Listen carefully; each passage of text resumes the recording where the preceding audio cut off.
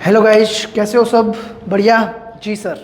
हमारा लास्ट जो लेक्चर बचा है सर इस टॉपिक का, इस बुक का हमारा वो है। इसके बाद आपके फर्स्ट और सेकंड 2 चैप्टर पेंडिंग रहेंगे जो आगे के लेक्चर्स में डिस्कस होने वाले हैं। इस टॉपिक का लास्ट लेक्चर हमारा आज का सर क्या है, जिसके अंदर सर हमें क्या क्या डिस्कस करना है वो हम लोग देखते हैं। स्टार्ट करते हैं सर आज का lecture.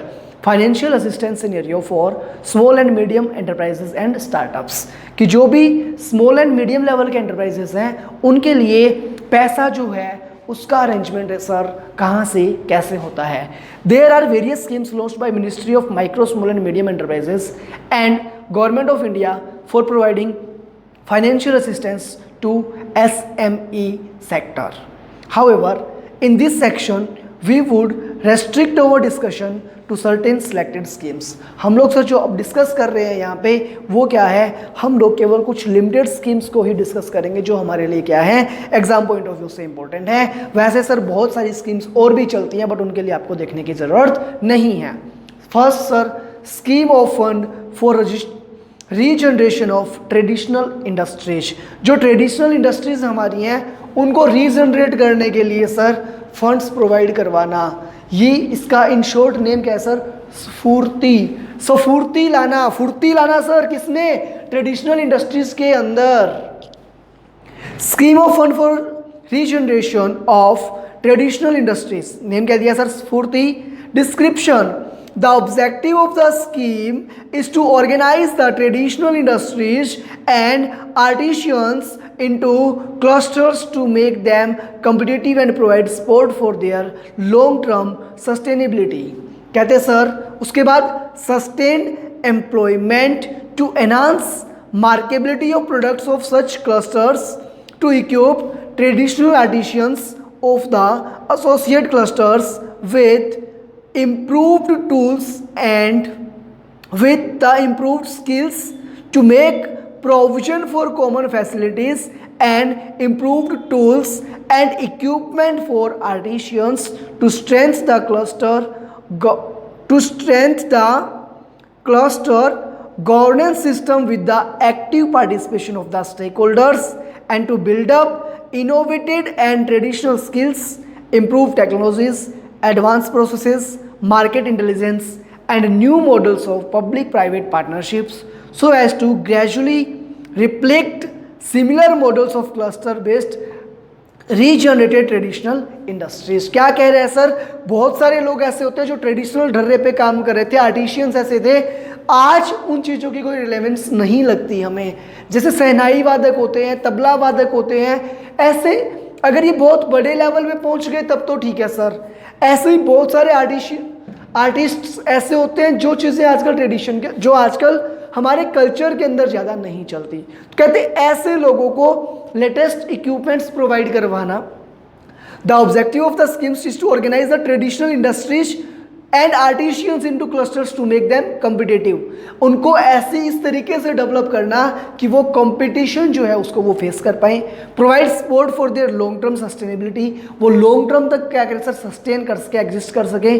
Sustained employment to enhance marketability of products, जो भी प्रोडक्ट्स वो बना रहे हैं, जो उनकी कला है सर, उसके लिए ऑफ सच क्लस्टर्स।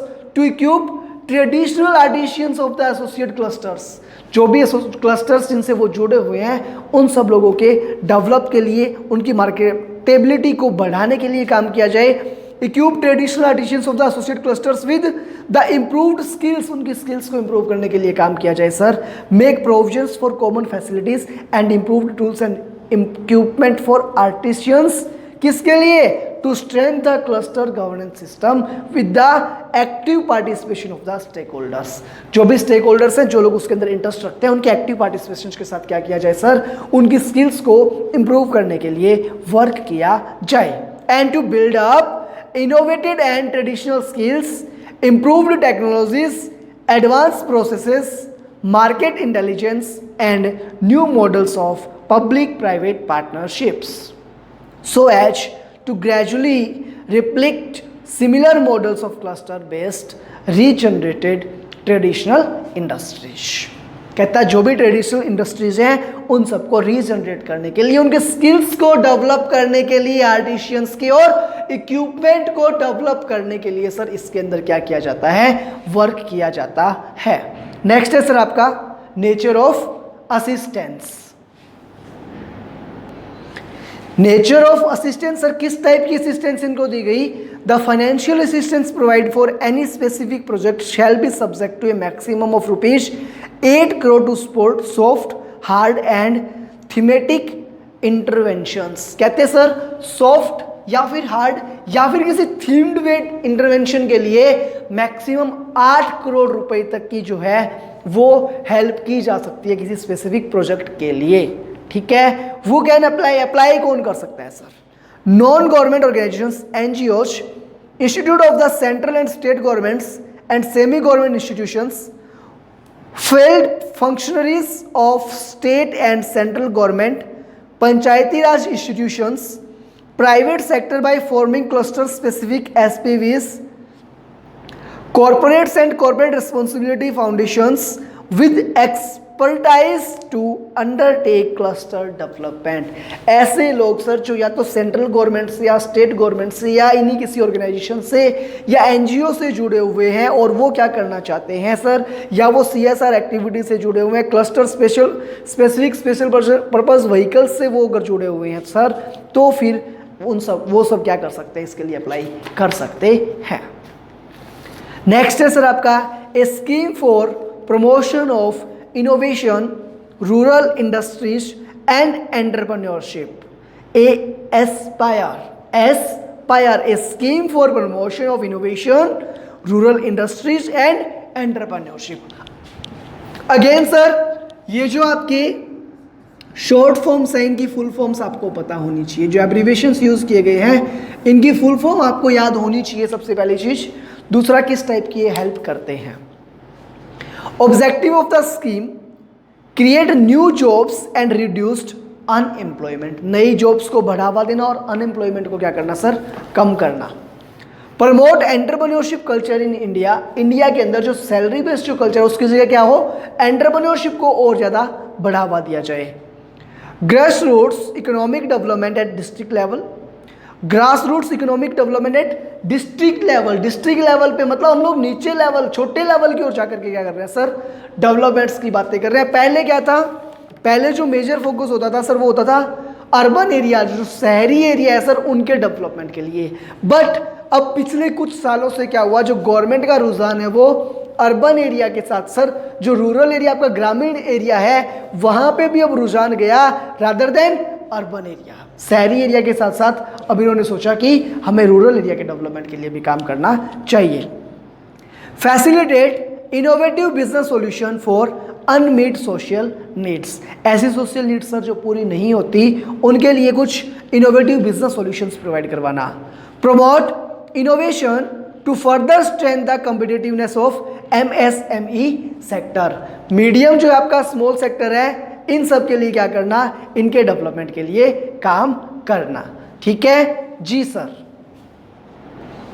नेक्स्ट है सर आपका नेचर ऑफ असिस्टेंस, किस टाइप की असिस्टेंस जो है वो इसके अंदर प्रोवाइड की जाती है। 80 लाइवलीहुड बिजनेस इनकम्बेटर्स 2014 से 16 तक to be setup by NSIC, KVIC और क्यूर बोर्ड और एनी अदर इंस्टीट्यूशन और agency of government of India, state government on its own or by any of the agency or scheme for promotion of innovation, entrepreneurship and agro industry organization of the medium जो आपका है वो MSME one time grant of 100% of cost of plant and machinery other than the land and infrastructure or an amount up to ₹100 lakh whichever is less to be provided। कह रहे हैं nature of assistance कैसी दी जाएगी, 80 livelihood business इनकॉर्पोरेटर्स है sir जो इनके लिए काम कर रहे हैं।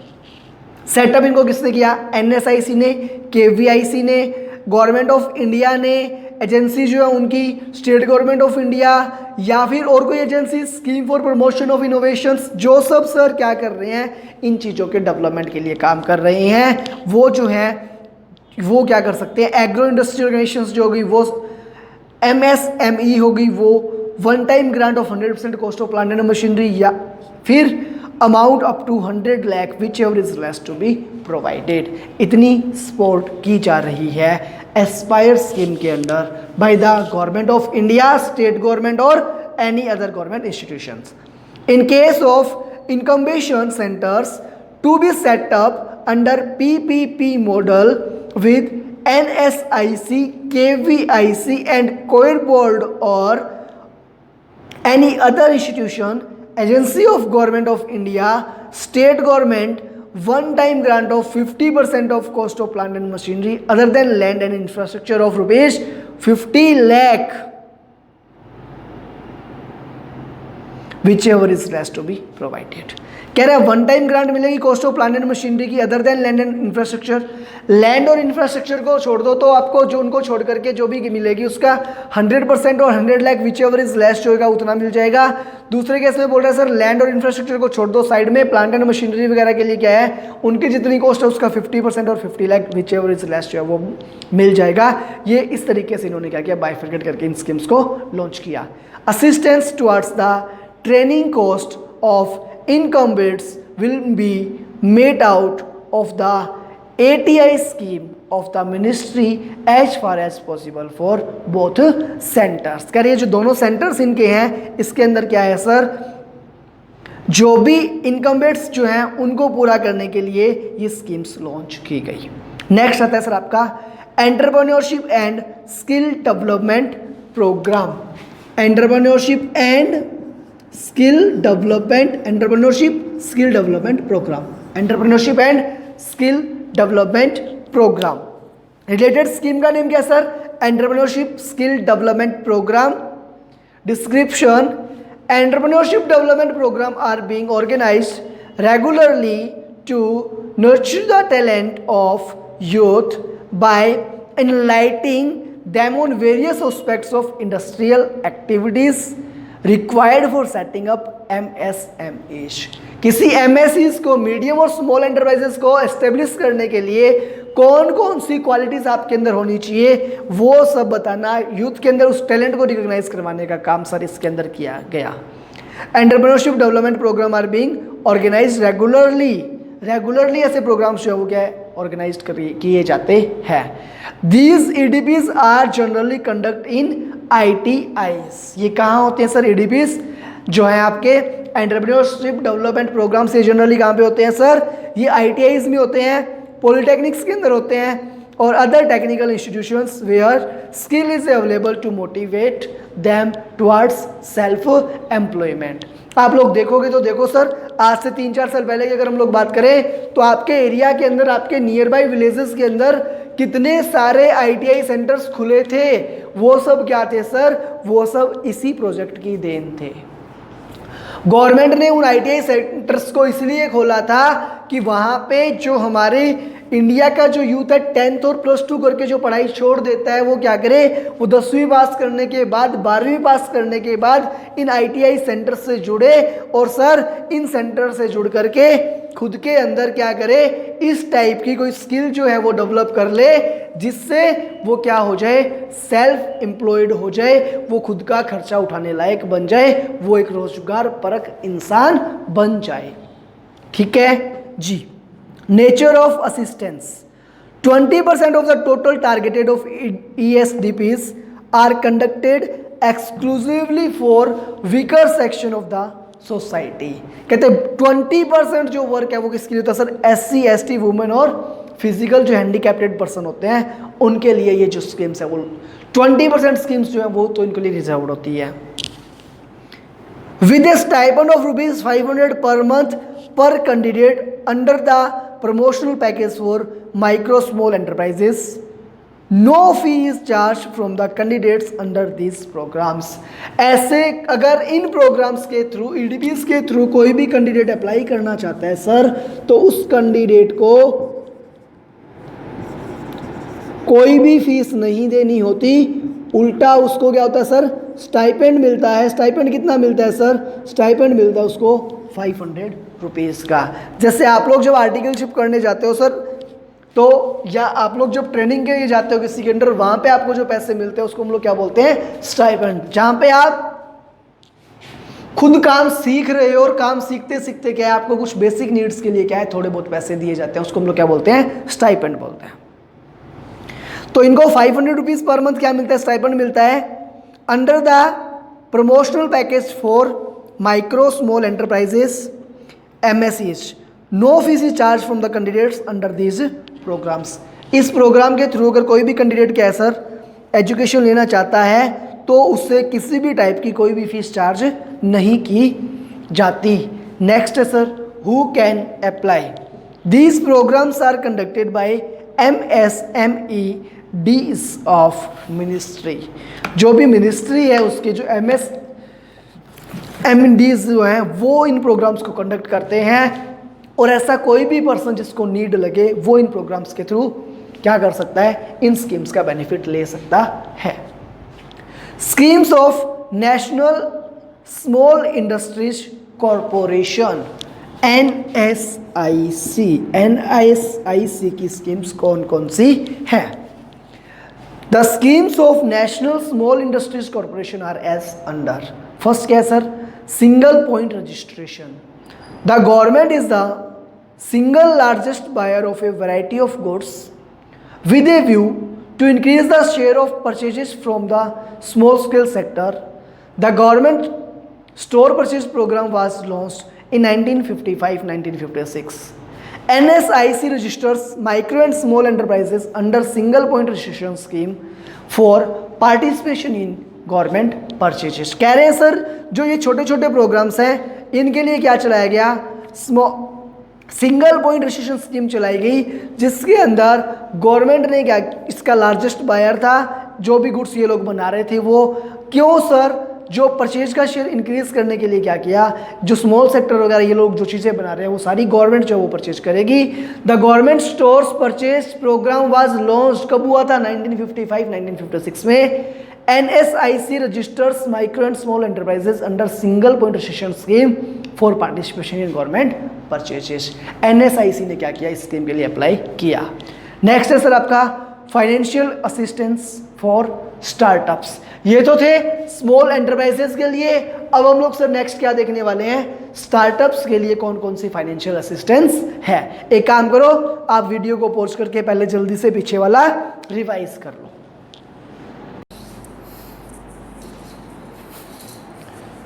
नेक्स्ट है आपका financial assistant for startups. There are numerous scheme launched by government of India for financing startups. However this section covers only 3 finance schemes. हमें केवल 3 स्कीम्स के बारे में डिस्कशन करना है। नंबर ऑफ स्कीम्स लॉन्च की हुई है गवर्नमेंट ऑफ इंडिया ने। फर्स्ट है sir the venture capital assistance scheme.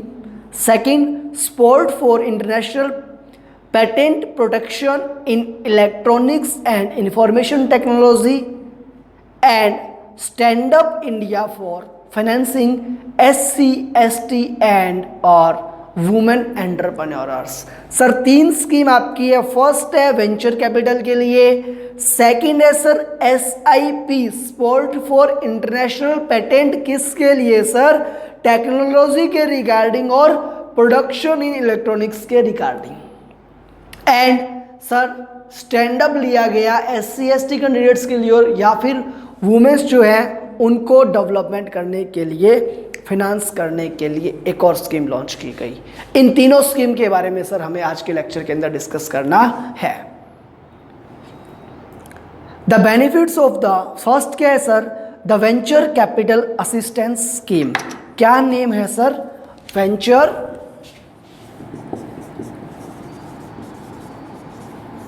Capital assistance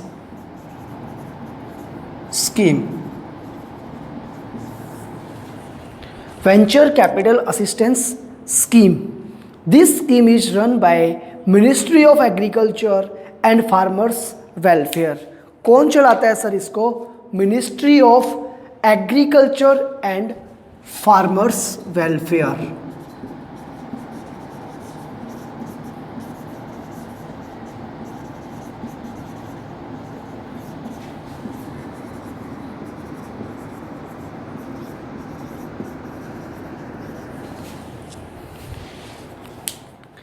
Venture capital assistance is financial support in the form of an interest-free loan provided by SFAC to qualifying projects to meet shortfall in the capital requirement for implementation of the project।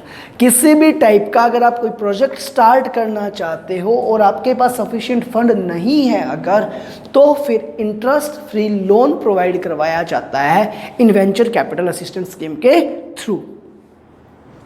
The benefit of the venture capital assistance scheme are as under. क्या फ़ायदा है?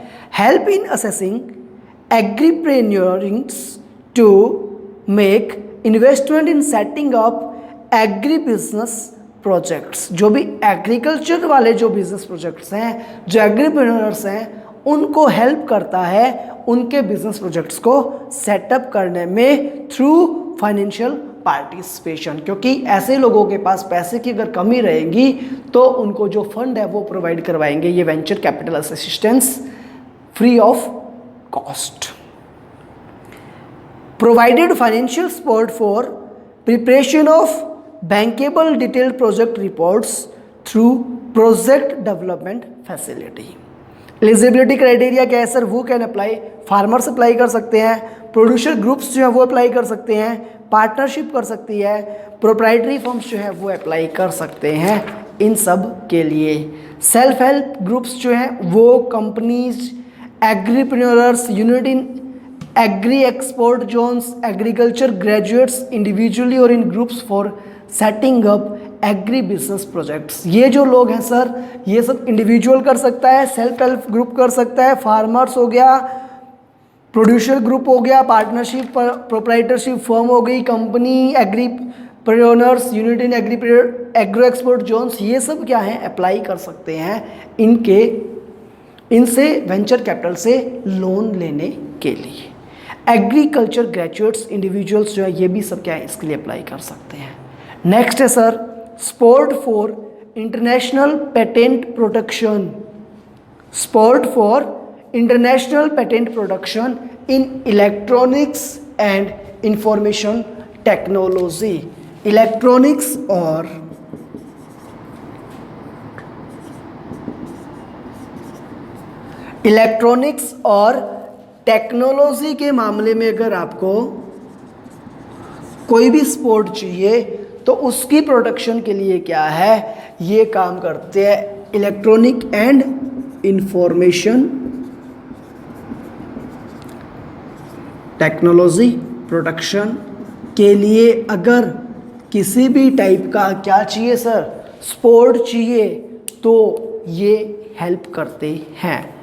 This scheme is managed bye ministry of electronics and information technology. ये scheme manage कौन करता है sir? Ministry of electronics and information technology. Ministry of electronics and information technology जो है वो इसको गवर्न करती है।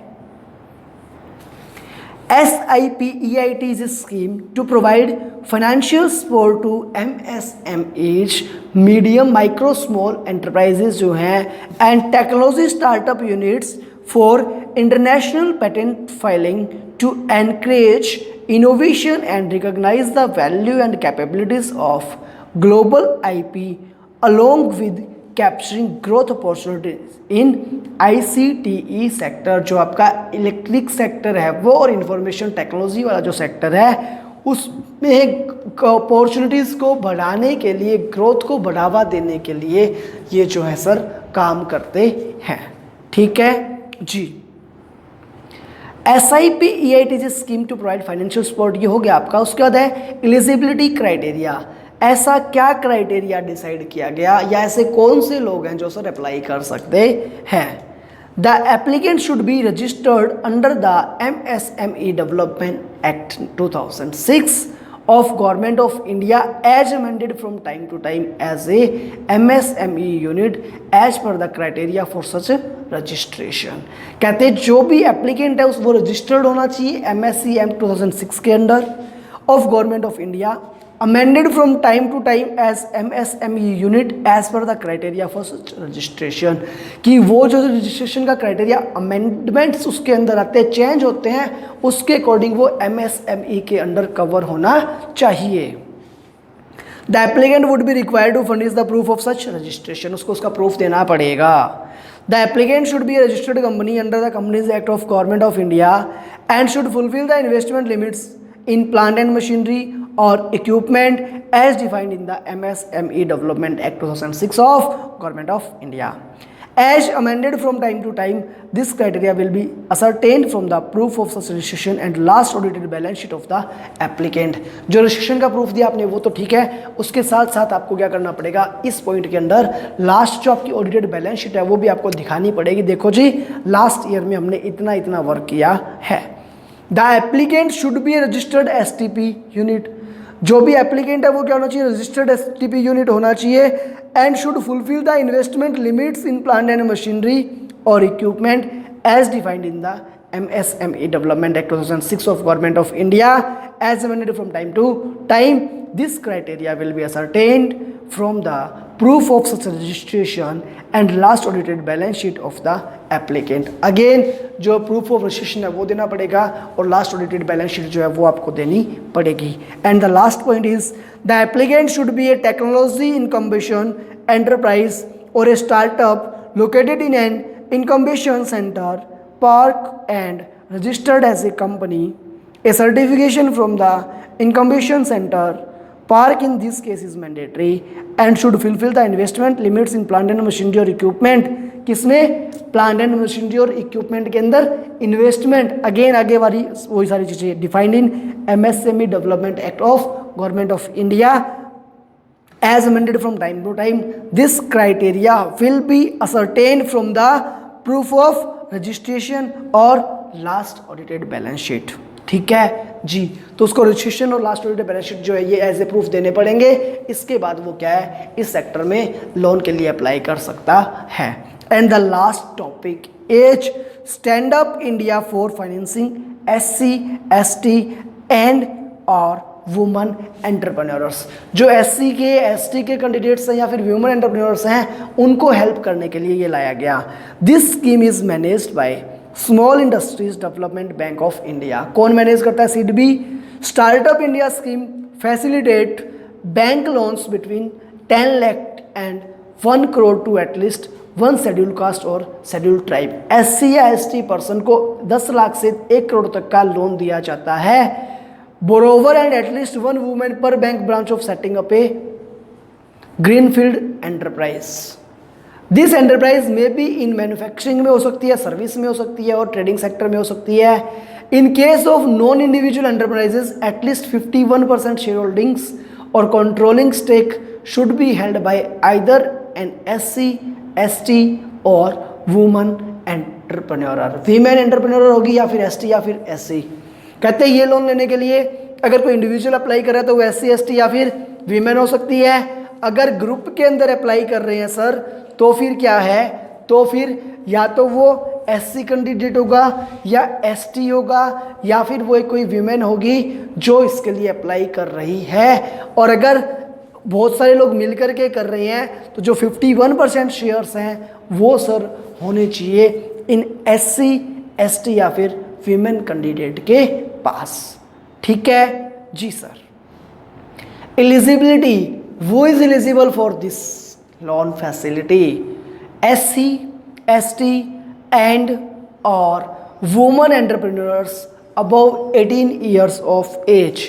आप लोगों ने कॉन्ट्रैक्ट एक्ट पढ़ा, इंडियन कॉन्ट्रैक्ट एक्ट, वहाँ पे भी बताया गया और बहुत सारी जगह भी लिखा हुआ भी है। अभी हमारे इंडिया के अंदर किसी को समझदार कब माना जाता है, जब वो 18 साल से बड़ा हो जाए तो ये माना जाता है कि अब उसके अंदर सोचने की जो शक्ति है वो आ चुकी है, वो थोड़ा बहुत सोच सकता है। 18 साल से छोटा है तो ये बोलते हैं जी ये तो बच्चा है, इसको कुछ नहीं पता। और इवन हमारा लॉ भी यही बोलता है कि 18 साल से छोटे को आप किसी भी कॉन्ट्रैक्ट के लिए एलिजिबल नहीं मानते। Loans under the scheme is available for only greenfield project. इस स्कीम का जो लोन है सर वो केवल और केवल ग्रीन फील्ड प्रोजेक्ट्स के लिए ही मिल सकता है। जो प्रोजेक्ट्स इन्होंने स्पेसिफाइड किए उन प्रोजेक्ट के लिए ही लोन मिल सकता है। ऐसा नहीं कि हर एक चीज़ के लिए आपको इस स्कीम में लोन मिल जाए। ग्रीनफील्ड्स signifies in the context the first time venture of the beneficiary in the manufacturing or service or trading sector। ग्रीनफील्ड्स में क्या बताया गया कि फर्स्ट टाइम वेंचर होना चाहिए बेनिफिशियरी का, या तो वो मैन्युफैक्चरिंग एक्टिविटी में लग रहा है, या फिर सर्विस के अंदर है, या फिर वो किस में होना चाहिए, ट्रेडिंग सेक्टर के अंदर होना चाहिए। In case of non individual enterprises 51% of shareholding and controlling stake should be held by either SC और ST और women entrepreneur। कहते हैं अगर एक से ज़्यादा मालिक हैं या एक से ज़्यादा लोग लोन लेना चाहते हैं तो सर ऐसे बिजनेस की जो होल्डिंग है, मेजर होल्डिंग 51% या उससे ज़्यादा किसके पास होनी चाहिए, SC ST या फिर वो जो वीमेन एंटरप्रेन्योर है उसके पास होनी चाहिए। Borrower should not be in default to any bank और फाइनेंशियल इंस्टीट्यूशन। जिस पर्सन ने ऐसा पैसा उधार लिया है उसने किसी भी टाइप का रीपेमेंट का डिफ़ॉल्ट नहीं किया हुआ होना चाहिए। क्या देखा सर हमने आज के लेक्चर में? इस लेक्चर में देखा सर हमने सबसे पहले स्फूर्ति करके एक स्कीम थी, scheme of fund for regeneration of traditional industries. जो भी ट्रेडिशनल इंडस्ट्रीज हैं उनको वापस से आगे बढ़ाने के लिए, उनके विकास में स्फूर्ति लाने के लिए स्फूर्ति स्कीम लॉन्च की गई थी, है ना। डिस्क्रिप्शन देखा हमने, कौन कौन अप्लाई कर सकता है, नेचर क्या था, वो सब चीज़ें आपने देखी। कितना मिल सकता है सर? 8 करोड़ रुपए maximum soft hard and thematic interventions के लिए मिल सकता था। वो कैन अप्लाई आपने देखा है, एनजीओ कोई सेंट्रल गवर्नमेंट की एजेंसीज वगैरह ये सब उसमें अप्लाई कर सकती थी, है ना। उसके बाद देखा सर हमने एक और क्या देखा था, Aspire, a scheme for promotion of innovation rural industry and entrepreneurship. Aspire के अंदर देखा सर हमने रूरल एरिया के डेवलपमेंट के लिए काम किया जा रहा था। एस्पायर में जिससे रूरल एरिया के अंदर नई नई जॉब्स क्रिएट की जाए, उनके डेवलपमेंट हो जाए सर, वहाँ के जो कल्चर है उसको प्रोटेक्ट किया जाए, इन सब चीज़ों के लिए काम किया गया एस्पायर में। एक देखा सर हमने ईएसडीपी के बाद देखा सर हमने हमारे ये 3 नई स्कीम्स। इन सभी स्कीम्स के बारे में थोड़ा थोड़ा आपको पता होना चाहिए कि ये स्कीम किसने लॉन्च करी थी, किस किस को बेनिफिट मिल रहा था, कितना कितना बेनिफिट मिल रहा था। बहुत ज़्यादा डिटेल में इनके लिए उतरने की आपको ज़रूरत नहीं है, ठीक है जी सर। इस तरीके से अपना ये चैप्टर भी होता है कंप्लीट। चलो बाय बाय, गुड डे। आपके कोई डाउट्स वगैरह हो तो जो आपका व्हाट्सएप ग्रुप बना हुआ है आप उसमें पूछ लो। अगर वहाँ नहीं पूछ रहे कमेंट सेक्शन में कमेंट करके पूछ लो, वरना आप मुझे मैसेज करके जो आपके डाउट्स हैं वो ले सकते हो, ठीक है। Bye bye, good day.